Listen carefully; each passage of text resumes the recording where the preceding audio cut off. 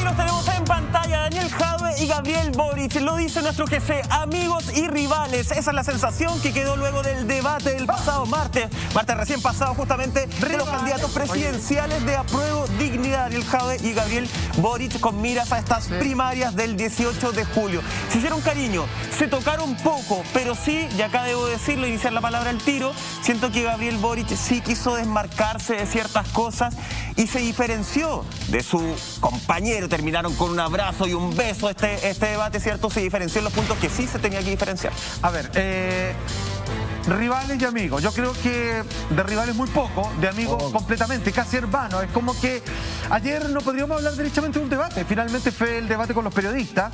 Entre ellos estaban completamente de acuerdo, se prestaban segundos para que el otro alcanzara a contestar. El otro lo apoyaba, el otro aclaraba, el otro continuaba la conversación con su discurso personal. Era una disertación en equipo. Fue una disertación en equipo, maravilloso. Sin embargo, la nota no fue igual. No, porque la nota en grupo es la misma para todos. Pero en este caso, yo creo que Jadwe, incluso que se le veía hoy día más como un manso cordero que como el león, que es bueno para pegar mordidas, como generalmente acostumbra. Y lo digo en buena, lo digo en su rol político, digamos que es con el personaje que decide edificar con su discurso. Ayer estaba piolita, casi entregado, después casi abnegado y después como, bueno, ya saben, cualquiera de los dos le sirve a Chile, así que al que sea, el otro lo va a ayudar. Y ahí, digamos, tiró la pelota y que Boric, que yo creo que fue el gran ganador. Sí, la foto es perturbadora, ver a un político sonreír, que ver a un político sonreír siempre el lado que sea, es por lo menos para mí es perturbador. Me gustó Boric, primero porque sacó al Ben Brereton que tenía encima. Muy encima del tema de la selección. Segundo, a Daniel Jadwe no lo reconocí con una chaqueta con mangas, te lo digo de verdad. Ya, pues idiota. Se parece a Daniel Jadwe, pero no, con mangas no puede ser él. Idiota. Y ¿sabéis qué? Creo que esto hace bien. Yo en realidad lo iba picando, iba a ser súper sincero. Nos dijeron que no lo dijeran, pues yo lo iba picando. Me cambiaba para allá. Sí, me dio un pedazo, me cambiaba de canal. Lo iba a sapear. Que no quería decir sapear, porque ustedes saben que se presta para otra cosa, maestro. Y finalmente me parece que lo positivo de esta situación es que se pueda dar a conocer al público y que la gente en su casa, como lo contaba Juan Andrés antes respecto a sus hijos, puedan hacerse una opinión mucho más allá de lo que uno ve diariamente en las noticias. A mí me parece que hay una gran diferencia entre los dos candidatos que vimos ayer, los que vimos el día anterior, a lo que de repente trata de mostrar la prensa. Contestando preguntas buenas. Contestando preguntas buenas, no haciendo noticia por alguna idiotez, no con esa fotografía de archivo que les parece que es la que mejor le acomoda. Me parece que es un momento como de verlos desnudos, por decirlo de alguna forma, aunque un político nunca está desnudo, y finalmente te entregan una idea de qué es lo que podría venir si ellos fueran presidentes o los que pasen la primaria. Ahora, insisto, me parece que cuando hay mucho guante blanco, la cosa se pone fome, y ahí es cuando uno empieza a picar. Bueno, aquí se vio claramente una estrategia de compañeros de fórmula, porque yo creo que el que pierda va a pasar a ser inmediatamente el jefe de campaña del otro, y así también quizás asegurarse por ahí un puesto en el posible gobierno de su contrincante. Se vieron pocas diferencias dentro de sus programas de gobierno, se vieron pocas agresiones, también no hubo descalificaciones, o sea, el debate estuvo con harta altura de miras, a diferencia de lo que se vio en el debate del sector de Chile Vamos, en donde sí se dieron con todo. Incluso, imagínate, 3 de ellos fueron ministros del gobierno de Sebastián Piñera que trabajaron codo a codo, sin embargo, se sacaron todos los trapitos al sol. ¿Cuáles fueron las principales diferencias entonces dentro de este debate que vimos ayer entre Jadwe y Boric? Venezuela. Ese fue como el punto clave. De hecho, ambos reclamaron que por qué a ellos sí se les preguntó con respecto a la violación de los derechos humanos en Venezuela y no en el debate anterior del sector de la derecha.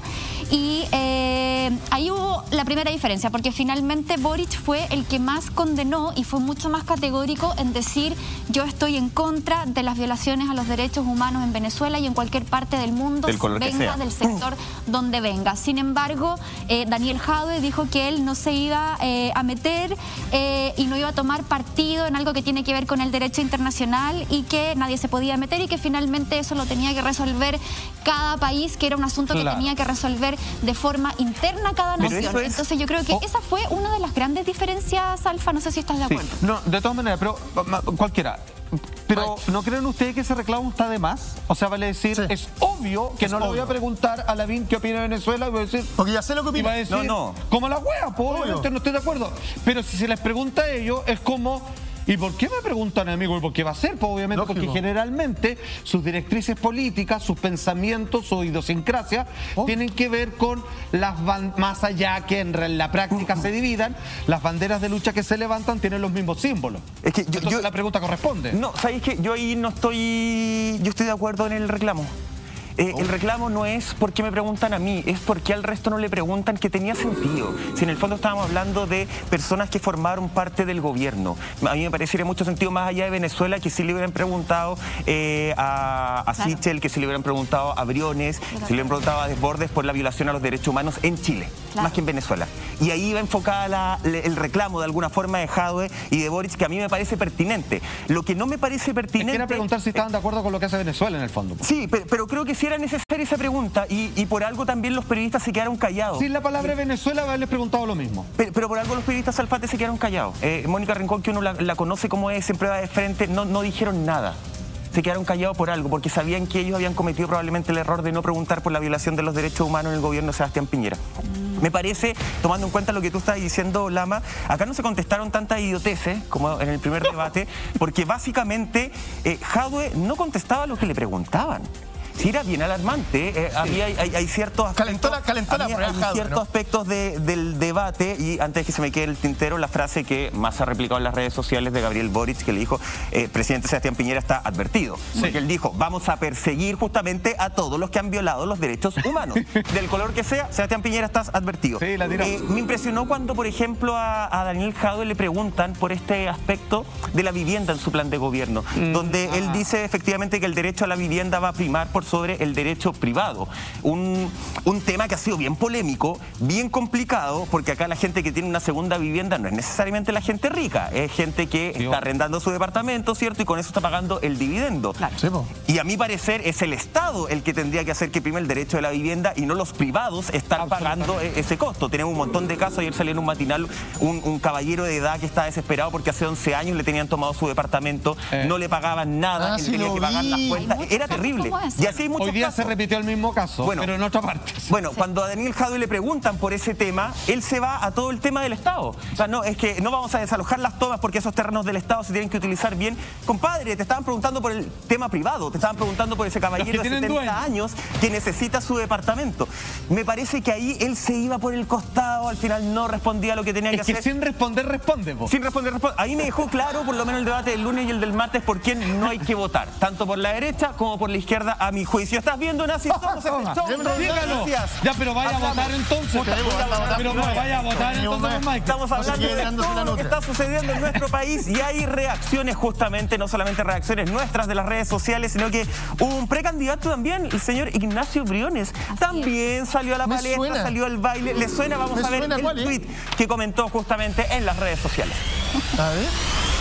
¿Tiene redes sociales también? A ver, ¿qué les parece este tuit, chiquillos? Dice, lo dije anoche, mañana no escucharemos ninguna palabra sobre crecimiento económico. Resulta que tampoco se dijo nada sobre cómo crear empleo. Vemos de forma clara lo que se juega en esta elección. O sea, reclamando un poco lo mismo que estaban reclamando los otros. A ver, digamos las cosas como son.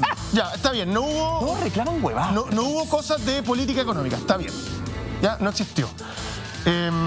Posiblemente debió haber estado, porque la economía que nos vamos a enfrentar los próximos años va a ser mucho más volátil y muy distinta a la que conocimos en años anteriores. Sí, porque con estos gobiernos es más fácil porque hay alianzas con los generadores. Claro, pero también cambió el mundo, cambiaron las exportaciones, cambiaron las importaciones, ha cambiado el modelo y el modelo va a tener que cambiar en todo orden de cosas, a nivel económico, a nivel mundial. Entonces me parece que era bueno tocarlo, porque tienes que plantear la idea de cómo vas a crecer en el escenario que nos encontramos actualmente. Exacto. Que es un escenario complejo. Sin embargo, lo que dice Ignacio Briones es de la política de antes, porque todos los discursos que escuchamos desde el año 90 hacia adelante hablaban del crecimiento económico, que no fue, y de cómo se iba a crear empleo, que tampoco pasó. Entonces me parece que el alegato que está haciendo es de los problemas que teníamos antes. Los problemas que tenemos hoy, después del 18 de octubre hacia adelante, me parece que son los temas que se tocaron en el debate, los temas que nos importan a todos ahora. Sin embargo, insisto, para que no quede en el aire, creo que se debió haber hablado algo respecto a la economía que va a enfrentar Chile y cómo va a enfrentar en el tiempo lo que se viene. Partiendo por cómo recuperamos el litio, compadre. Sí, po. Chan, ahí la dejo. Sí. Llámenme. Es que todos los temas tienen que estar mezclados, porque finalmente no se puede pedir una justicia social o un desarrollo social más equitativo si no existe también una base económica que lo sustente y un modelo que permita finalmente acceder a esa igualdad o equidad que tanto se está buscando hoy día, que se pueda generar en las distintas clases sociales que hay en nuestro país. Entonces, de eso se habló también en el tema de educación, y ahí dieron la cacha porque empezaron a hablar de que la periodista le decía que la gente se prohíbe, o sea, prefiere un sistema mixto de educación, ¿cierto?, subvencionado o derechamente privado, y los otros querían cerrar absolutamente eso ante la posibilidad de que tenían que aplanar la cancha para todos lados.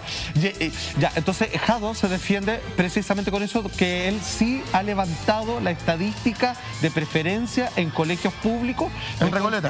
En Recoleta, claro, esto sale porque sale una persona que dice que finalmente la educación pública ha ido a la baja y que era una petición de que cada padre pudiese elegir el colegio donde estudiara su propio hijo.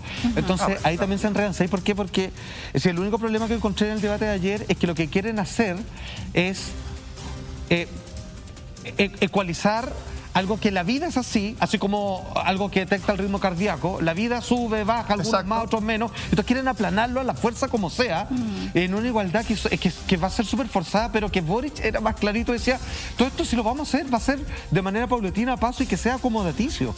Pero no así de golpe raja, po. Oye, distintas reacciones también se generaron en distintos sectores. Ya veíamos las declaraciones de Briones. Vamos a revisar un tuit que puso también la diputada Claudia Mix. Mira, lo leo. ¿Qué a mí de la derecha?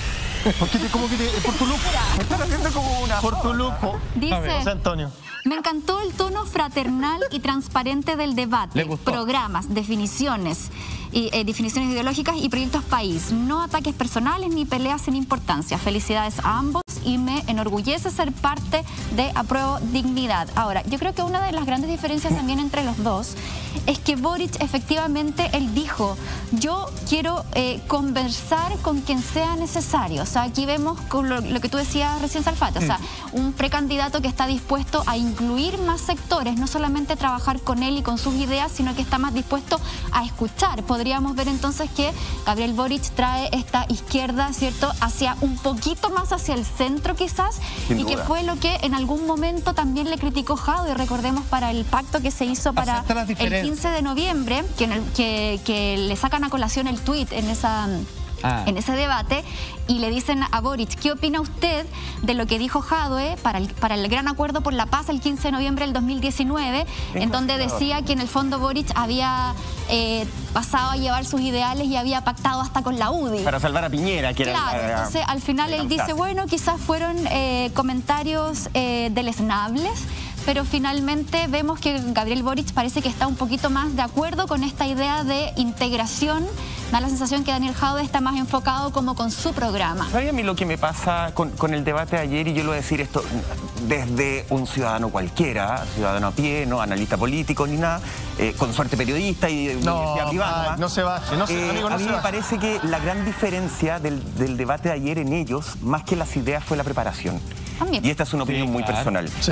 Ayer se vio a un Gabriel Boric que efectivamente tiene un equipo que lo está respaldando. Se vio un Gabriel Boric, o por lo menos yo lo vi, tremendamente preparado, sólido, marcando diferencia en las cosas que tenía que marcar diferencia, versus un Daniel Jadwe que, con todo el respeto del mundo, a mí se me está asemejando cada vez más a Karina Oliva.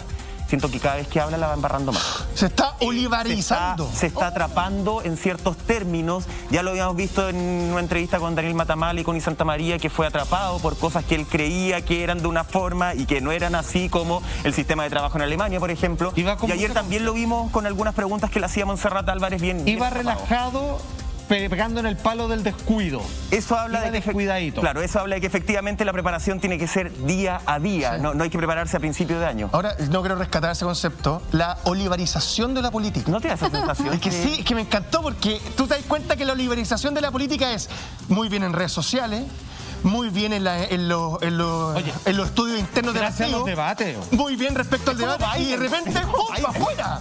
¿O no? ¿Tenemos música? Mira, música de paso palabra. Eso es parte justamente de los memes que empezaron a circular. un montón de memes, un montón de comentarios, y ese es el que destacamos como equipo justamente porque me parece inteligente. Tiene que ver con esta lógica de pasa palabra, habla tú. O sea, es como cuando uno terminaba con la pareja, como cortáis el teléfono, no, corta tú, faltaba que sean vecinos. De verdad. Oye, fueron vestidos iguales, ¿eh? Fueron muy parecidos. Hasta en eso estaban de acuerdo. El color de camisa cambia. Digamos las cosas como son. Es más fome cuando no se dicen nada. Es mucho más entretenido para nosotros el comidillo de weón, marico. Pero es más creíble por lo menos, lo otro un circo. Lo importante, acá quedó claro que se van a apoyar por lo menos el día lunes, no quedó muy claro según quién gane. Lo importante es que gana la gente con este tipo de contenidos porque se empiezan a informar justamente el debate. Es necesario para las primarias del próximo 18 de julio. Cambiamos de tema, Monty, nos vamos justamente a Estás Viendo, una sección show de noticias, todo lo que está sucediendo. Y bueno, hay que decirlo, hay que hablarlo, y ayer lo comentábamos. Estamos bien chatos, algunos por lo menos, y ayer les contaba mi experiencia, chatos con el tema de la pandemia. Y justamente hoy día hay que seguir comentándolo porque este jueves 10 comunas de la región metropolitana van a avanzar a fase 2, entre ellas la comuna de Monti, por fin, justamente en un par de horas. Y la a las 5 de la mañana. También. 4 horas. La reina, ¿qué ha hecho la reina? Nada. Maestro, no diga eso. Maestro, si vos nunca estuvo en pandemia. ¿Para terminar, por favor, la presentación? ¿Qué presentación, güey? ¿Qué presentación? Ya.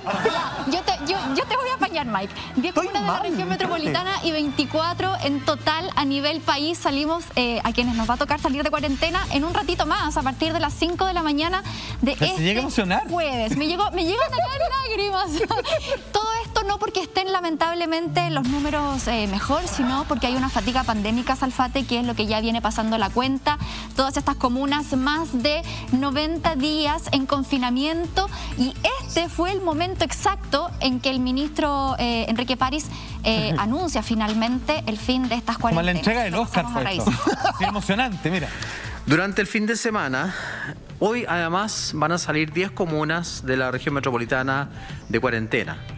Son comunas que han estado más de 90 días en cuarentena.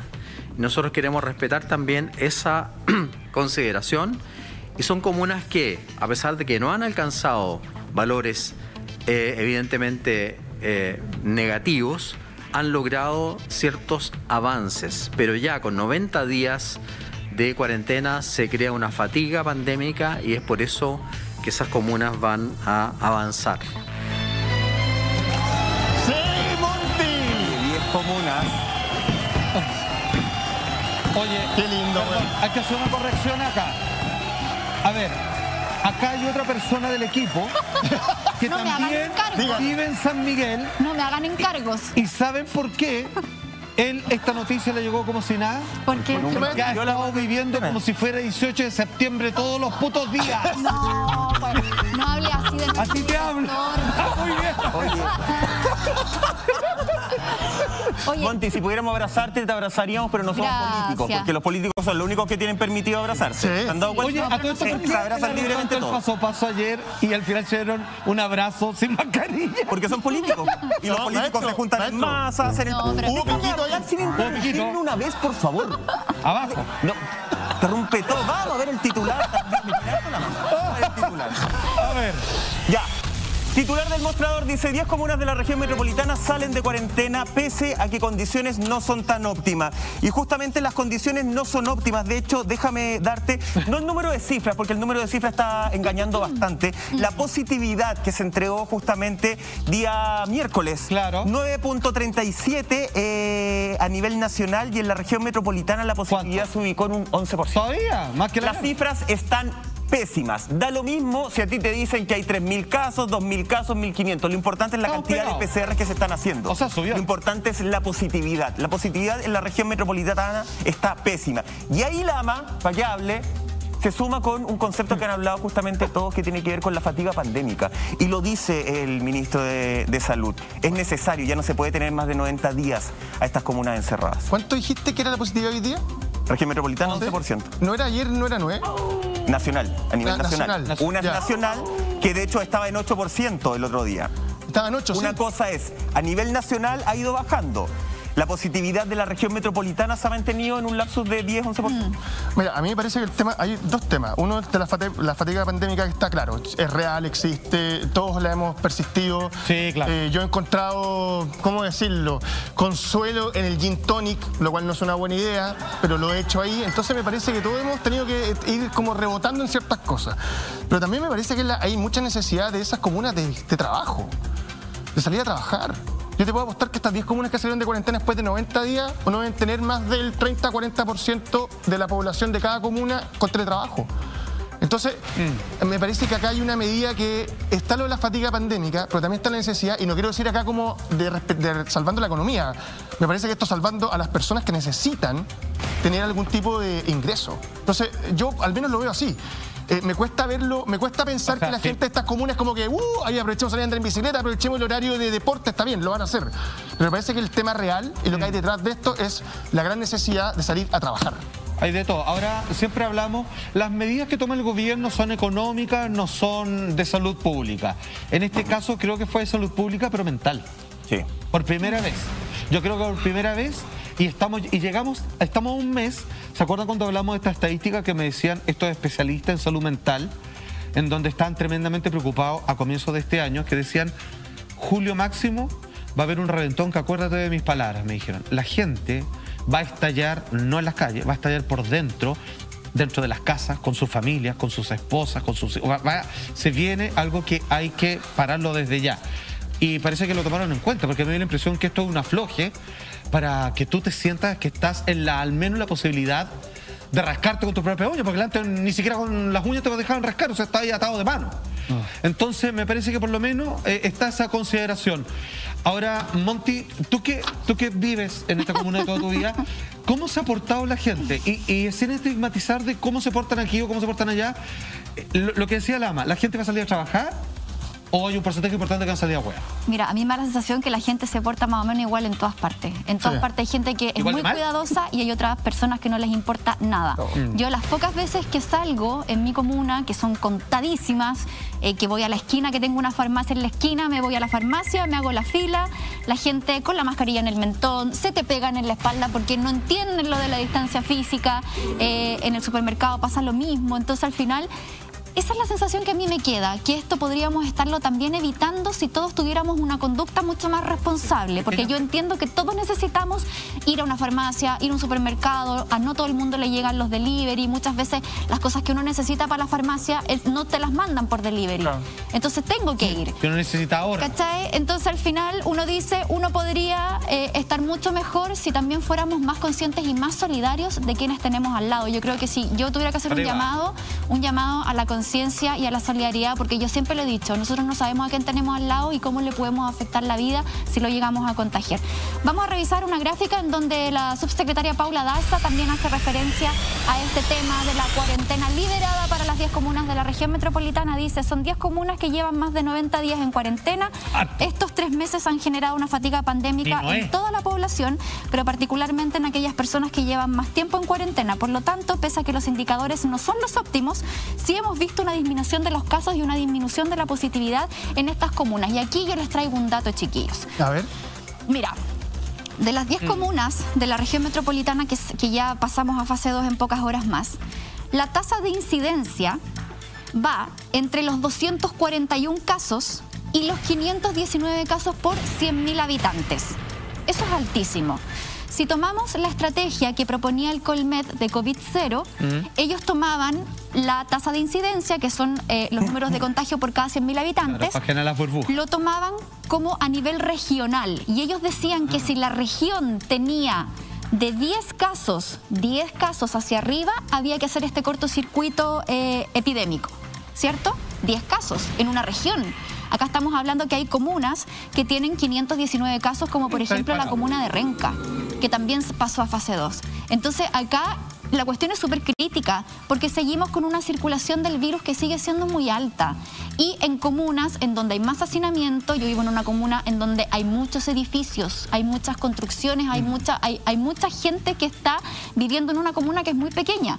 Entonces tenemos el metro cerca, que, o sea, son cosas buenas finalmente, tenemos metro, tenemos supermercados, mall, todo lo que queráis, pero al final, como son comunas pequeñas donde vive tanta gente, donde tú vayas siempre te vas a encontrar con una aglomeración. Sí. Pasemos a revisar lo que significa fatiga pandémica, justamente la OMS lo definió, vamos a ver el siguiente... ¿Por qué vemos lo que dice la OMS? Porque estamos buscando la OMS. El oficialismo de mierda. Mira, dice agotamiento físico y mental propiciado por las medidas restrictivas aplicadas para el control del coronavirus, como uso de mascarilla, distanciamiento físico y cuarentenas prolongadas. Según la cifra de la Superintendencia de Seguridad Social, solo el año 2020 se entregaron más de 1.4 millones de licencias médicas por problemas relacionados a la salud mental. Eso fueron 500.000 licencias más que el año 2019. Eso el 2020. Todos los expertos dicen que este 2021 está mucho más complejo. Ese número hay que agregarle los que no pidieron licencia y terminaron pegando un balazo o atropellando a alguien. O sea, sin lugar a dudas. Porque ellos no pidieron licencia, porque ellos no están ni ahí. Y lo que hablábamos un poco ayer, también el miedo de pasar a ser un cacho en el trabajo. Por ejemplo, ¿tú cómo sentís tu fatiga pandémica? Ahora, terrible. Sí, yo sé que aparte de mí en este momento pero ¿cómo le has sentido? Ya hizo agua. No, pero en serio. Pero en serio, ¿cómo le has sentido? Yo lo he dicho, y es que yo lo dije ayer. Para mí este año ha sido penca, po. No, pero para mí este año ha sido... a mí me ha costado mucho la fatiga. pero más allá de hablar de mí, quiero hablar de ciertas cosas que han dicho los psicólogos. Ojo, hay un tema que no se está tomando en cuenta de la desesperanza y el hastío en el que uno está encontrado hoy día. Bueno. Y hay una Erika Martínez, que es la salubrista y directora de la Universidad de Talca. Ella hablaba, el año pasado probablemente las reuniones por Zoom que uno hacía con la gente era, ya, cuando se acabe la pandemia, nos vamos a juntar, vamos a ir a la playa, voy a dejar de darme color, voy a salir a todas. Hoy día las conversaciones son, ¿se va a acabar esto?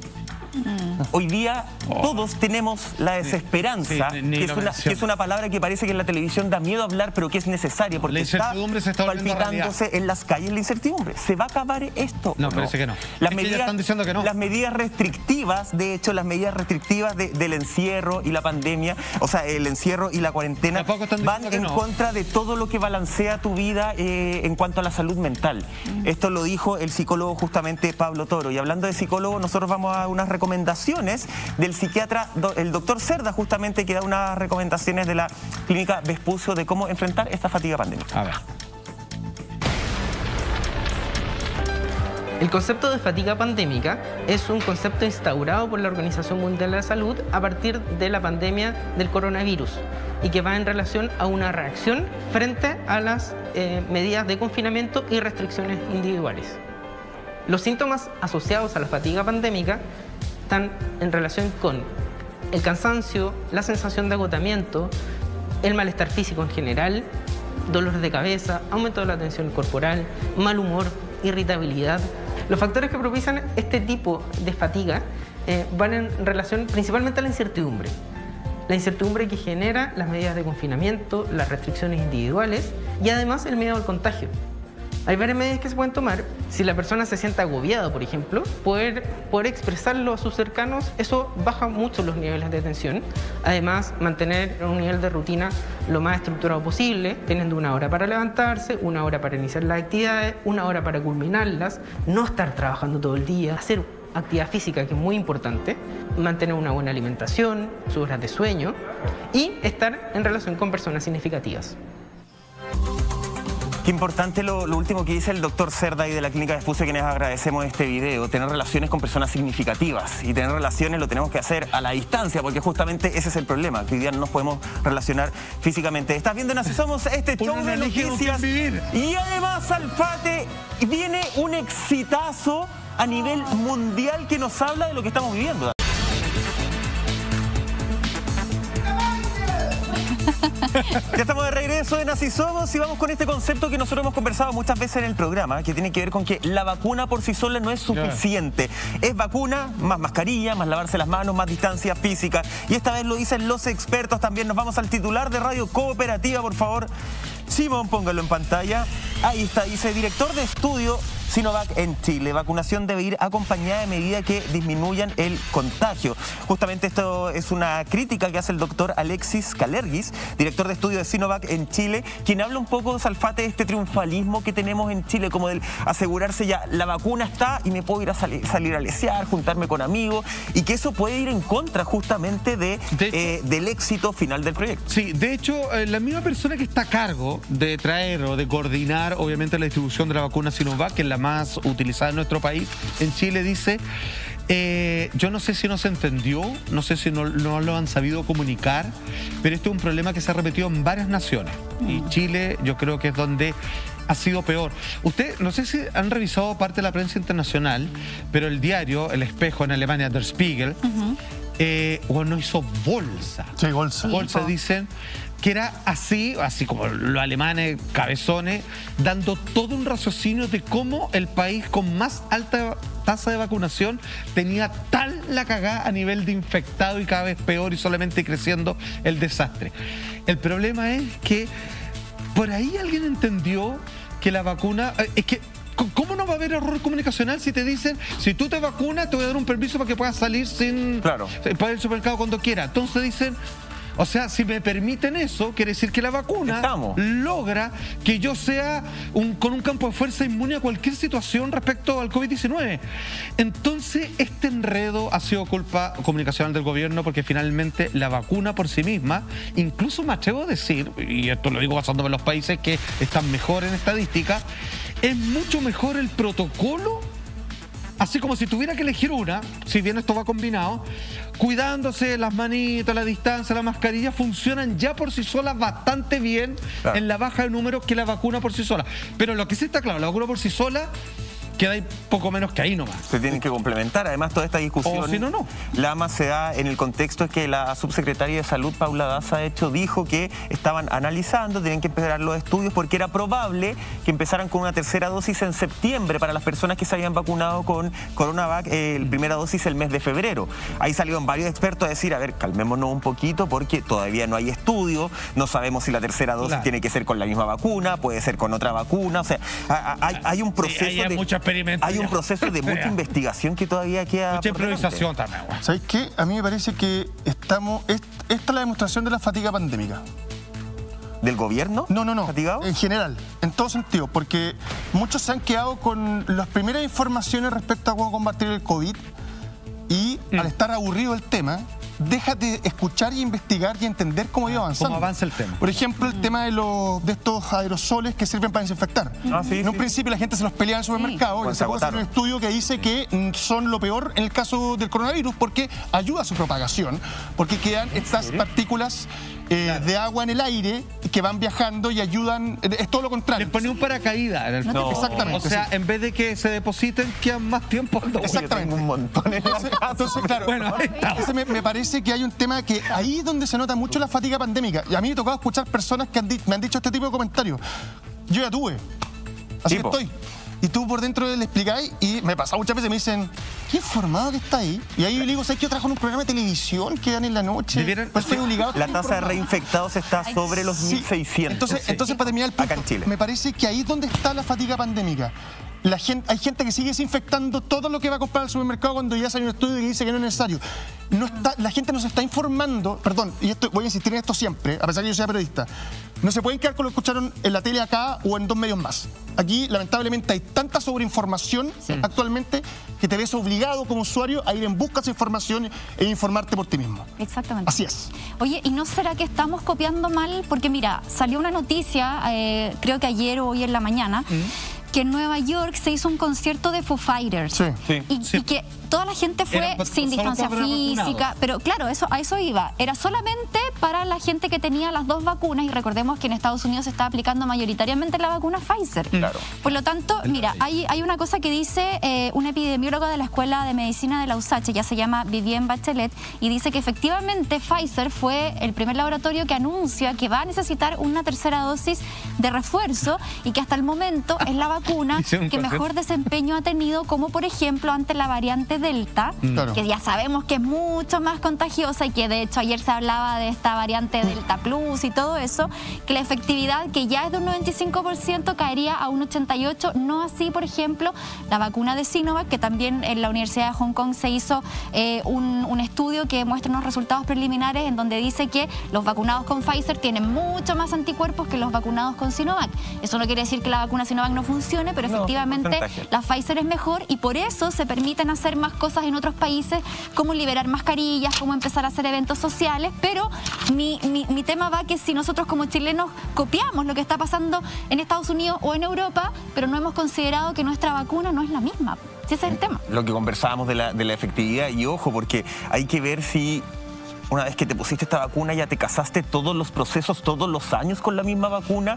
¿Cuál es la mezcla de vacunas permitida? Quizás como con los perros hay que cambiar. O sea, no estoy diciendo póngase vacuna de perro, sino que para que no se genere tolerancia es ir cambiando de marca. Pero eso es algo que hoy día los expertos decían, ojo, porque está en investigación, no podemos salir a asegurar de que va a venir una tercera dosis, porque ya la gente estaba preguntando dónde me pongo esa tercera dosis, en qué lugar, qué fecha. Estás viendo Así Somos, este show de noticias, madrugada de día, jueves, sabemos que estás en la casa, hace un frío increíble, pero no importa, estás ahí informándote de todo lo que está pasando, y justamente yo les hablaba de este proceso de vacunación año a año. Bueno, es el ministro de Salud, Enrique París, quien ya no es tan optimista, quien da un tono de realidad y dice, ¿saben qué?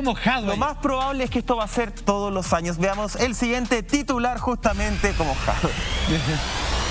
titular que dice ministro París. Lo más probable es que tengamos que vacunar año a año contra el COVID, justamente hablando de este proceso que ya pasaría a ser como la vacuna de la influenza, lo hablábamos un poco nosotros, ¿cierto?, en la pauta. Un proceso que tengas que hacerlo todos los años. Y yo creo, y lo conversábamos ayer, Lama planteó el tema de que los chilenos de alguna forma ya asumimos, y los ciudadanos del mundo tenemos súper asumido que efectivamente esto va a ser algo que llegó para quedarse. El tema es cómo se queda. Y tú decías, hay un asunto de que la gente sigue lavando las cosas del supermercado, qué sé yo, sabiendo que han dicho que ya no es tan efectivo. Yo soy de los que hace eso. Y lo hago por dos cosas.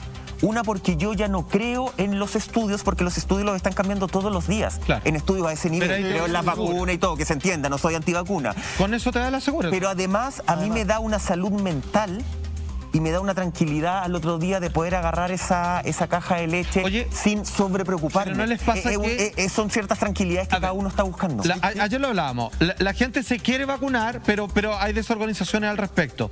Si es que el maestro París dice que hay que vacunar todos los años, bueno, se acaba el año y no terminas de vacunarlo a todos. No. O sea, weón, es un imposible. ¿Cómo lo van a hacer? O sea, no... Es como que, claro, es como que el proceso de vacunación no va a terminar nunca. Nunca, exacto. Claro. Es como el día de la marmota. Exacto. No sé. Veamos lo que dijo el ministro. Veamos lo que dijo, quiero verlo. Póngale play. Nosotros tenemos que acostumbrarnos a vivir con este virus. Cuando pensamos que podríamos tener una cierta disminución, y lo hemos dicho muchas veces, cuando se vacune el 80% de la población susceptible que quiera vacunarse. Nosotros a eso hemos agregado ahora niñas y niños entre 12 y 17 años. Pero creo que la población tiene que tener la conciencia clara de que no puede abandonar la mascarilla, no puede abandonar el lavado de manos, no puede abandonar el distanciamiento físico, porque el virus todavía está circulando y va a seguir circulando. Lo más probable, además, es que sigamos teniendo que vacunar año a año, y por eso el gobierno y el presidente se ha preocupado de este tema y ya se están negociando vacunas para el próximo año, sea quien sea el gobierno que continúe gobernando en Chile. Por lo tanto, ese es el mensaje. No pensemos que vamos a eliminar el virus. Eso no es así. No ha ocurrido en ninguna parte del mundo. Y si de repente se observan cifras más bajas, a las semanas o a los pocos días vuelve a aparecer una variante o vuelven a aparecer casos. Perú hoy día también cerró la ciudad de Arequipa también porque tiene una presencia de variante Delta.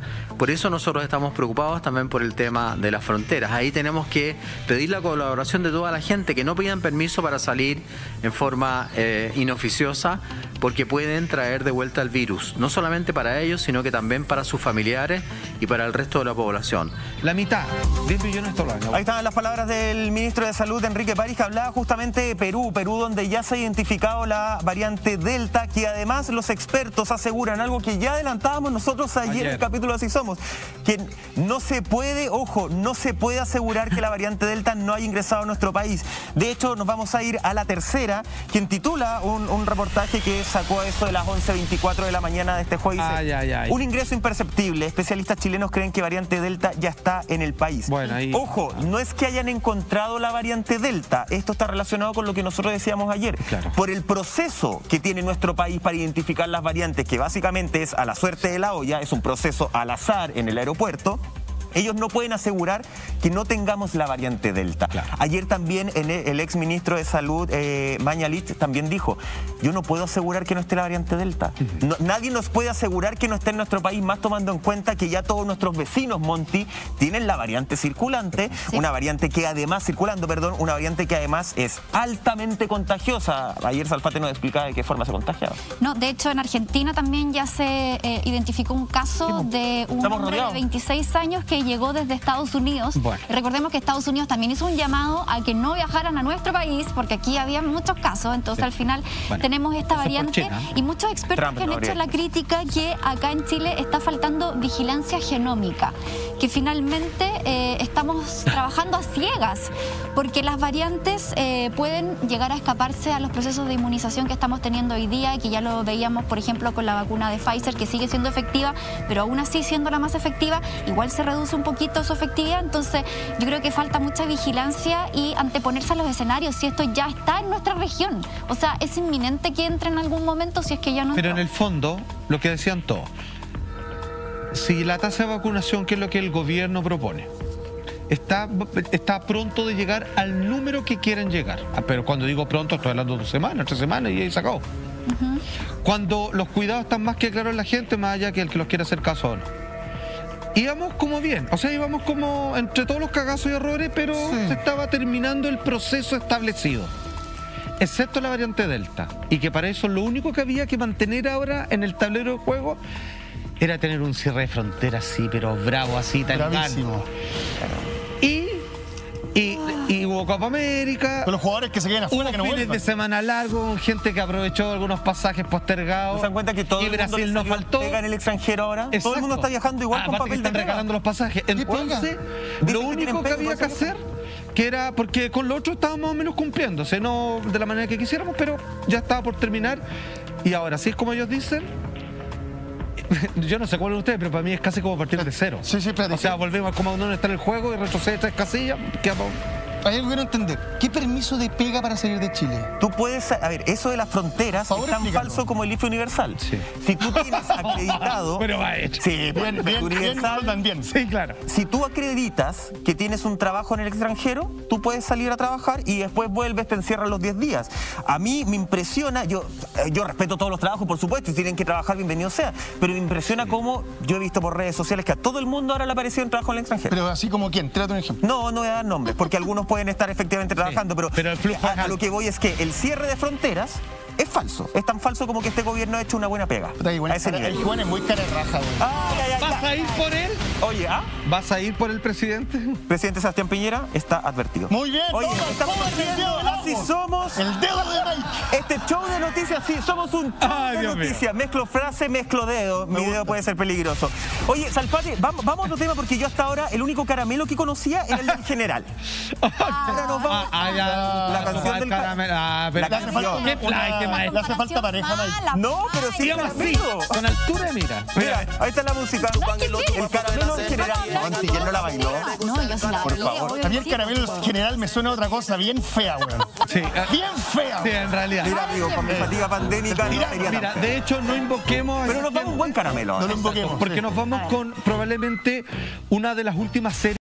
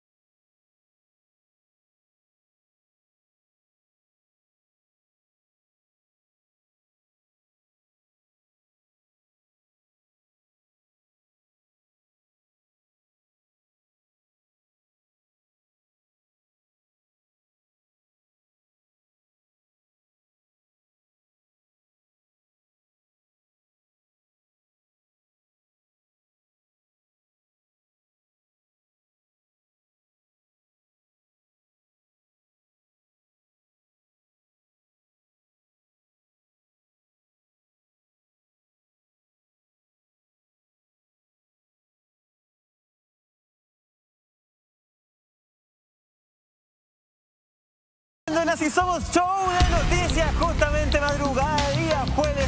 Se acerca el fin de semana, esa serie está más que recomendadísima, además son 8 capítulos, es bastante breve. Fin de semana largo ahora. Ideal para el fin de semana largo. Nosotros no tendremos porque el lunes vamos a estar con ustedes también en este show de noticias. Por Dios. ¿Otra vez? Sí, pues por supuesto. Oye, chiquillos, nos vamos, ya les decía antes del corte, el 1 de julio... es la tercera dosis. Cumpliría, vamos como en la quinta ya. Cumpliría 60 años. En base a eso justamente se está organizando una serie de ritos, se habla de una estatua justamente en su homenaje, pero es el médico que atendió a Lady Di en París quien revela detalles inéditos. Vamos a un titular para iniciar la conversación. Mira, esto es titular del Clarín, dice: el médico que trató de salvar a Lady Di en París reveló estremecedores detalles sobre la noche de su muerte. Salfate, entre otras cosas, él dice: luchamos duro, lo intentamos mucho, realmente muchísimo. Todo esto en medio de especulaciones eternas, yo creo, desde el lamentable día de su muerte, de si en realidad falleció, la mataron, la dejaron morir, murió por encargo. Es verdad, siento que hay muchas declaraciones que existen hasta el día de hoy de parte de la enfermera, de todo el personal médico que recibió a Lady Di en el hospital en París. La verdad es que este médico, que fue el encargado, la persona a la cabeza de la atención tratando de salvarle la vida, y que él dice, como Michael comentaba, ahí lo estamos viendo, que trabajaron durísimo, más no hubo caso. Él cuenta... Él la atiende en el hospital. Exacto. No iba en la ambulancia, él estaba en el hospital cuando ella llega, ¿cierto? Claro, y dice, ¿cómo es que el destino nos coloca en la misma situación, en el mismo lugar? Y él dice: yo no me tomé vacaciones ese verano, algo inusual para él, por la sencilla razón de que mi esposa estaba embarazada de mi hijo, él ya tenía una hija, y como resultado trabajé todo ese verano, y es ahí cuando le llega este paciente con toda una escolta detrás. Y él, cuando la atiende en su quirófano, se da cuenta que es obviamente Diana de Gales. Y ahí es donde comienza el tratar de instalar con todo el equipo que lo respaldaba una vocación, un profesionalismo y una dedicación que él mismo en sus palabras dice que lo intentaron todo y más allá de lo que jamás antes habían intentado con nadie, así entregando todo lo que sabían, más no hubo caso. Qué tremendo. Él habla, claro, como dice Salfate, Lama, Monty, gente en la casa, de que lo primero que le dicen es una mujer joven. Y él, dentro de varias cosas, dice: siempre es impactante ver que no puedes hacer nada cuando una mujer joven está falleciendo, cuando tiene toda la vida por delante. Más impactante es aún cuando ves que efectivamente estás hablando de Lady Di, una mujer que además, según las versiones de un ex chofer y ex guardia de seguridad de ella no tenía por qué estar en París ese día justamente. Claro. Ella se quedó en París para evitar, ¿cierto?, unos ataques que estaba recibiendo en Reino Unido, donde tenía que llegar justamente. Muchas cosas que no debieron ser fueron. Una suma de circunstancias que la llevaron hasta eso. Vamos a verle una gráfica, de hecho, para seguir con la conversación de lo que dice este doctor. Mira, a ver. Estaba descansando en la sala de servicio cuando recibí una llamada de Bruno Riu, el anestesista principal de servicio, diciéndome que fuera a la sala de emergencias. No me dijeron que era Lady Diana, pero que había habido un accidente grave que involucraba a una mujer joven. La organización del hospital... nombre francés, por supuesto, era muy jerárquica. Entonces, cuando recibías una llamada de un colega de alto nivel, eso significaba que el caso era particularmente serio. Todo esto es previo a llegar. Después, cuando llega justamente a la sala de emergencia, dice: para cualquier médico, cualquier cirujano, es de gran importancia enfrentarse a una mujer tan joven que se encuentra en esta condición. Pero, por supuesto, más aún si es una princesa. Y ahí empezaron momentos increíbles. Los médicos, cuando están frente a una celebridad y que saben que la vida de ellos depende de ti, puede ser que él haga su trabajo no mejor que otras veces, sino peor. Pero es que ¿sabéis qué? Hay un detalle ahí, porque ¿te acordás cuando vimos lo de John Lennon? Que el médico decía, era John Lennon, le hacíamos masaje cardíaco durante media hora y sabíamos que no iba a volver. Claro.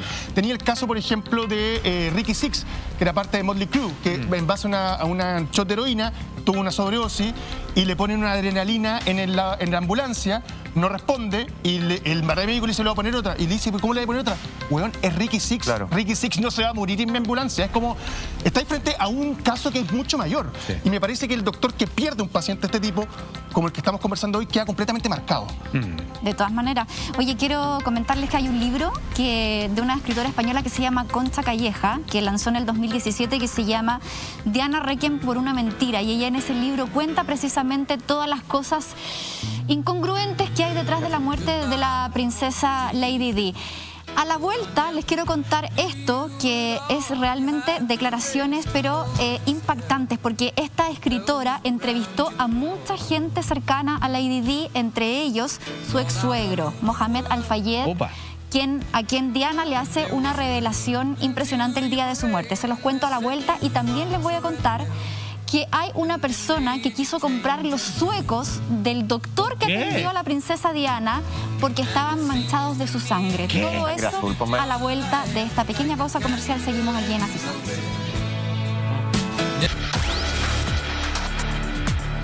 Ya estamos de regreso en Así Somos y vamos a seguir conversando sobre la lamentable muerte de Lady Di. Pero antes, escúchame bien, porque en este año tan decisivo para los chilenos te presentamos una candidatura muy importante. Más de 6.000 adultos mayores que viven en hogares sin fines de lucro de todo Chile necesitan nuestro apoyo. Ellos son candidatos a seguir recibiendo atención, una alimentación saludable, terapias y un cuidado cariñoso para vivir plenamente en esta etapa. Por eso elige donar en la colecta mayor. Haz tu aporte en colectamayor.cl y construyamos juntos un país que respeta y cuida a los adultos mayores. Fuerte el aplauso para Colecta Mayor. Venga para acá usted. Monti, tú habías quedado con dos historias que nos ibas a contar sobre este día. Una que tenía que ver con el doctor y los suecos blancos. Sí, pero antes de eso, un dato asombroso que entrega una escritora que se llama Concha Calleja, una escritora española que hace el libro Diana Requiem por una mentira, en donde ella habla con Mohamed Al-Fayed, ¿cierto? Padre de Dodi Al-Fayed, a quien Diana le hace una reveladora confesión antes de morir y le dice: tú puedes estar seguro que si a mí me llega a pasar algo, detrás de esto está el príncipe Felipe con ayuda de la inteligencia británica. Él es el culpable. Eso fue lo que le dijo Diana, ¿cierto, maestro?, a su ex suegro. Ahora, según la versión del suegro. Pero esto queda plasmado. Sí, pues, pero me refiero a que es información también. ¿Es el amigo Jeffrey Epstein? Sí, pero... Es que yo a ese ex suegro no le creo mucho tampoco. No, pero él lo emplaza. Hay un video muy famoso donde la apunta con el dedo y le dice: ustedes mataron, digamos, a mi hijo y a mi nuera en el fondo. Pero espérate, acá tenemos... Pero a lo que voy yo, sí, solo que es la versión de él. No es como que Diana le haya escrito por carta eso. No, pues es una versión de eso, es lo que ella me dijo. No, es un dato más que se suma dentro de los otros que hay en realidad. Exactamente, pero aquí hay varias dudas, porque a Diana no se le hizo autopsia, su cuerpo fue cremado, o sea, embalsamado y después fue cremado finalmente. Entonces hoy día lo que tenemos solamente es esta declaración del médico, se le hicieron cortes, que al final es como o le creemos a él o a quién le creemos, po. Claro, acuérdense que está el dato de la enfermera con nombre y apellido del mismo hospital, que fue una de las 3 que trabajó con este médico y que ella dice en los exámenes de sangre, mientras íbamos haciendo todas las pruebas para ver qué se la puede poner, mientras pedíamos si era alérgica a algo, no sé qué, salía que estaba embarazada, ¿sí? Imagínate. Que otra cosa, digamos, un secreto, y ya lo pone ahí, es parte del misterio nomás. Ahora, el tema de la demora, por qué se demoraron tanto, por qué fueron a ese hospital y no si habían pasado por otro antes. Ellos estaban en la cadena de hoteles del papá. Sí, pues. O sea, ¿por qué se suben al único auto que estaba dado de baja porque ya había tenido otro accidente? Imagínate, tienen 14 Mercedes-Benz para las visitas importantes, él es el hijo del dueño, y toman el único auto que había sido de baja después de que ya había tenido un cuarto accidente que puso en peligro a los ocupantes. Y que por única razón el chofer había tomado más de la cuenta, siendo que tiene a su cargo el hijo de todo el dueño de esta cadena y que él es el chofer principal y que el único que sobrevivió no se acuerda de nada, que es un altamente entrenado guardaespaldas. Es muy raro. Es raro. Oye, el doctor también cuenta, Monty, un caso de los suecos con sangre. Justamente, sí. Mira, es súper breve, Lama. Él dice que después cuando ya había fallecido lamentablemente Lady Di, él sale del centro, está agotado, y de repente se cruza con una persona que le queda mirando los zapatos y le dice: te compro esos zapatos, te compro esos suecos blancos. Y él como que dice: ¿por qué? Él habla de suecos blancos, le dice: ¿por qué? Porque esos suecos tienen sangre azul. Y él se ve y se da cuenta que tenía efectivamente sangre de Lady Di. Él dice que lo miró, se da media vuelta y lo que agarra a sus suecos y los empieza a lavar de inmediato. porque no era capaz de vender justamente esos suecos con esa sangre azul. Ética médica. O sea, pedir eso ya desubicado. Yo tomé, si es que era alguien del hospital era para tomar. ¿Pero usted habría lavado los suecos? Perdón. ¿O lo habría guardado? Lo hubiera vendido, pero muy caro. Mira, todos somos un detalle. Cuando murió Ryan Dunn de Jackass, que chocó en un Porsche a alta velocidad, murió en la suya. Habían personas que iban a buscar restos del auto y después los vendían por eBay. Así que bueno, yo tengo una amiga acá que de un accidente de un famoso futbolista está en la casa. No. La parte de... Pero no me preguntes. Pero menos mal no te está escuchando hasta ahora. No me está escuchando porque hoy día no lo corresponde. Pero lo vas a ver. Lo vas a ver. Yo no sé qué restos pueden tener esas zapatillas de lama. Eso sí que ya podría llegar a preocupar. Bueno, ahí se nota que hay caca de partida. Ahí está, ya. Pero buena suerte. Hay que traer el de Carlitos Gutiérrez. Hoy los calcetines, maestro. Maestro, los calcetines, pero Son bonitos. ¿Pero qué tienen? Son como... La elegancia de Bueno, Francia. se usan. No sé cuánto pagaríamos por eso. Oye, ya, chiquillos. Yo tengo un pedazo de cola acá pegado de... No, ya. Para ahí va. ¿Cuánto es? 2 de la mañana, listo. Ahora Lavín. Nos reencontramos mañana a eso de las 12:30 horas en un nuevo capítulo de Así Somos. Descansen, nos vemos mañana. Chao. Lavín, llámame. No, pues, Llámalo. mamá tiene que la llamar. Mamá, no lo llames.